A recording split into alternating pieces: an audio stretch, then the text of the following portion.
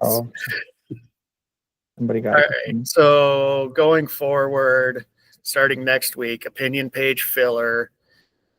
Properties are going to be basically linking a Google Doc on their budget, and we're just going to copy and paste those into new rocks and stories. Michael's going to have a template set up so we can make it for both 6-column and 5-column pages. And it's just going to be a little easier. Updating these just takes a lot of time to do it within rocks, and this will just make it easier. You can copy, you can edit stuff down from, if you just need the mayor for a small spot, that'll work. Just so I'll update on Sunday. I'll do screenshots and show you exactly what to do. But yeah, going forward, we're just going to be just creating opinion filler as a story within rocks, and it makes more sense than how we were doing it before. Michael, do you have any notes on the templates? Oh, yep. I'll share with Joe for the email, but I already have them under OP5 and OP6 groupings. They're just called OP_ contact listings. Basically, they just need to be breakout text with some bolding. Everything else will do itself. The breakout head, right? Just yeah, the template will do that. So as long as there's something in the headline field, the template will take care of that part of it. It's just the names that you want to make sure that are breakout text with some bolding. But we'll provide some examples and make it easier for people to. I think if you just copy it and paste it over from the doc and then just turn it into breakout text, it keeps the bolding in it. Just don't do the Alt Control Shift or whatever V pasting it. Just paste it in. It'll be.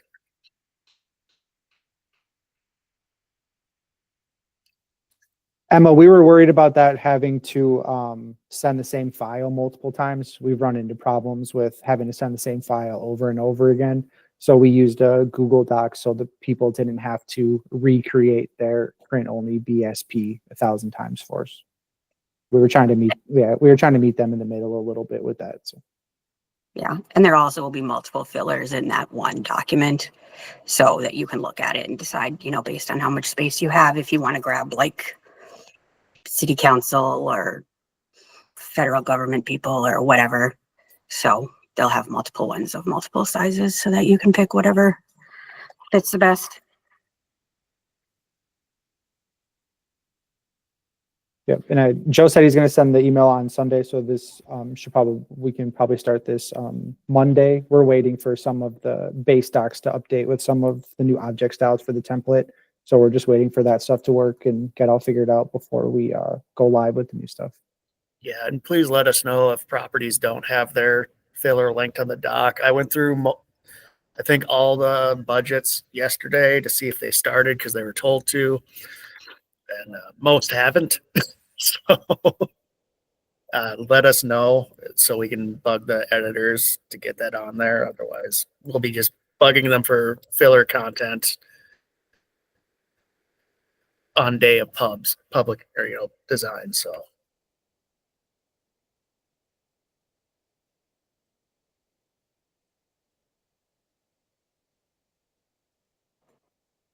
Okay, any other questions on that?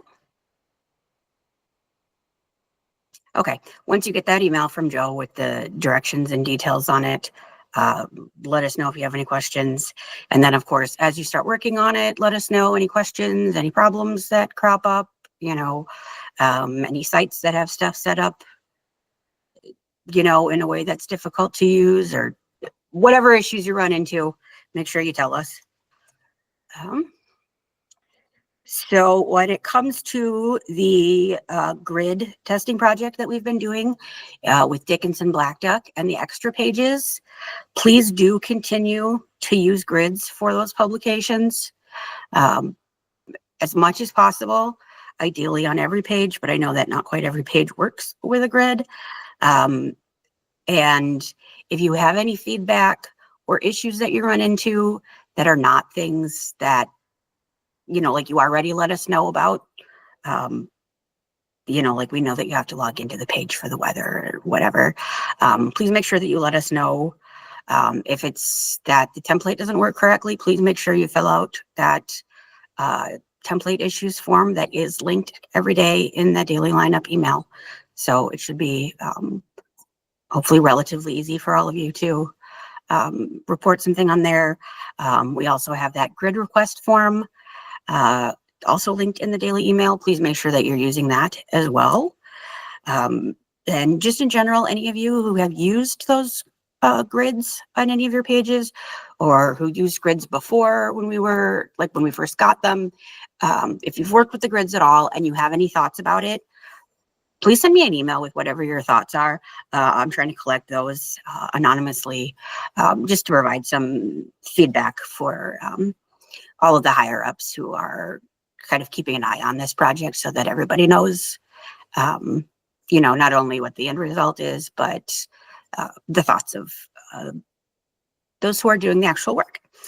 So on the same vein of letting us know, since we switched to column, I thought this problem was solved, but it's just because apparently I wasn't paying enough attention, so I apologize. But we're still having paid content, like the obituaries come in without the frames around them fully formed. So please make sure that you are letting, either the manager on duty or just sending me a message directly. Just make sure you're letting somebody know whenever that happens. We've got column looking into it, but the more examples we can give them of that problem, the better. You can go ahead and fix it, as you all have been. But I know that we have these things that we're just used to having problems with all the time. And so we just always fix them automatically without really thinking about it. And I appreciate that you guys just take care of stuff. But this one, please just make sure that you're letting us know, so that we can hopefully just get it fixed for good, because I'm sure you all have better things to do with your time. There's so many memes you could be looking at. I mean, work you could be doing instead. Definitely work. Important, very important note. If you're only sort of paying attention to me, please fully pay attention to me for a second here. In the past week and a half, we have failed to place milestones or business announcements more than half a dozen times for our properties. Most of those have been caught before print, but in one case, there were 10 announcements that were supposed to print one day, and not one of them made it into print.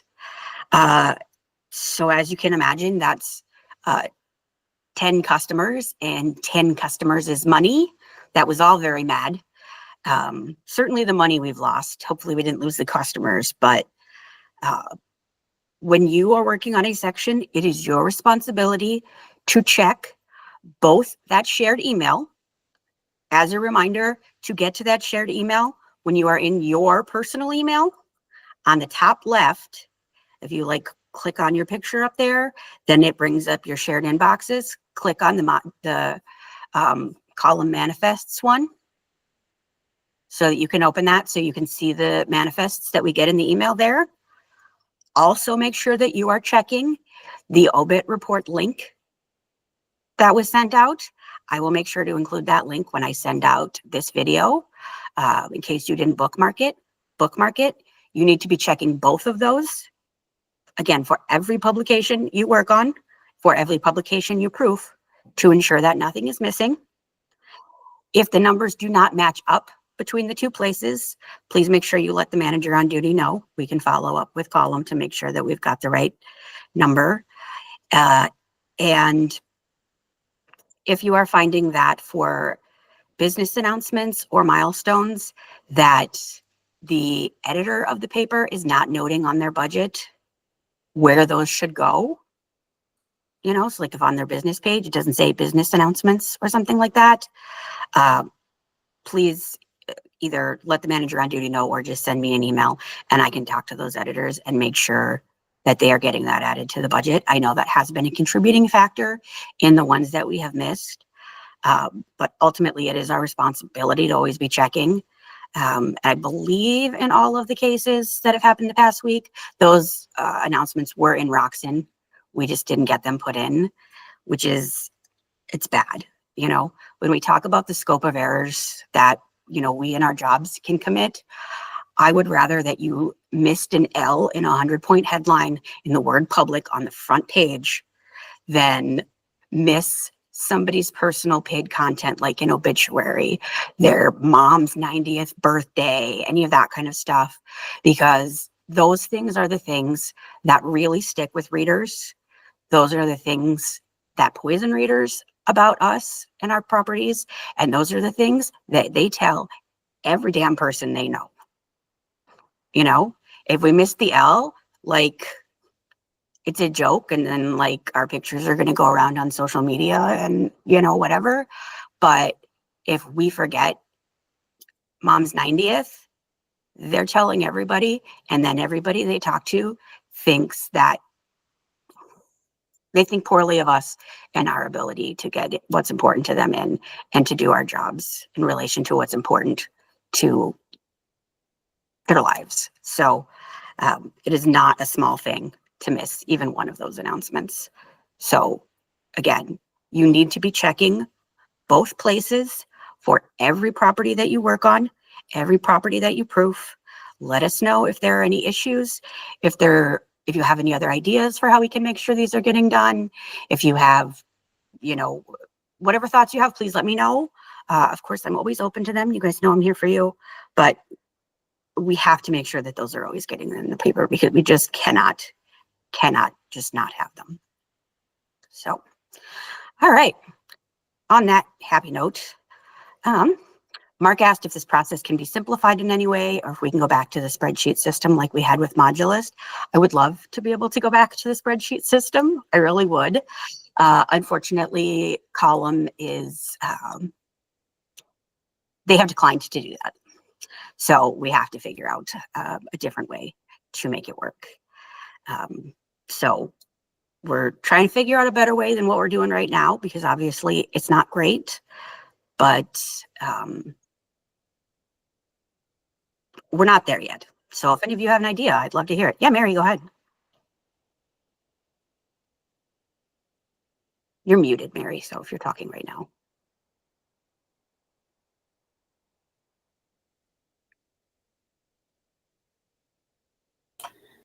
Oh, I'm sorry.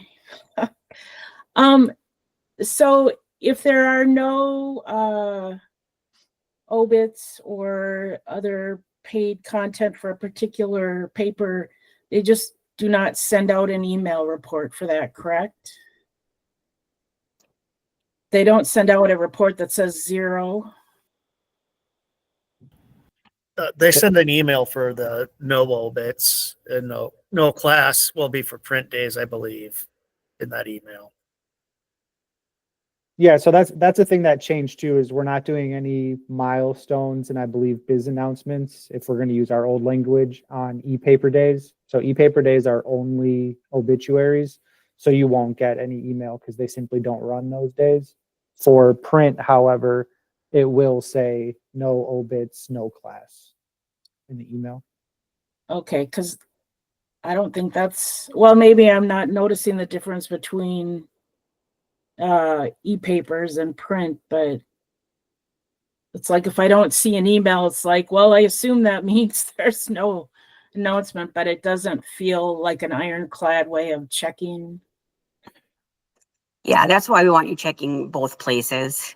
Mm-hmm. And I know that for some of the, like the milestone announcements, it does become kind of a pain when you're checking, because, you know, you might be working on it on Monday, but the deadline was on Friday. So, you know, you have to go back to like noon the Friday before to be able to see when the email came in. So I know that can be a pain in the butt.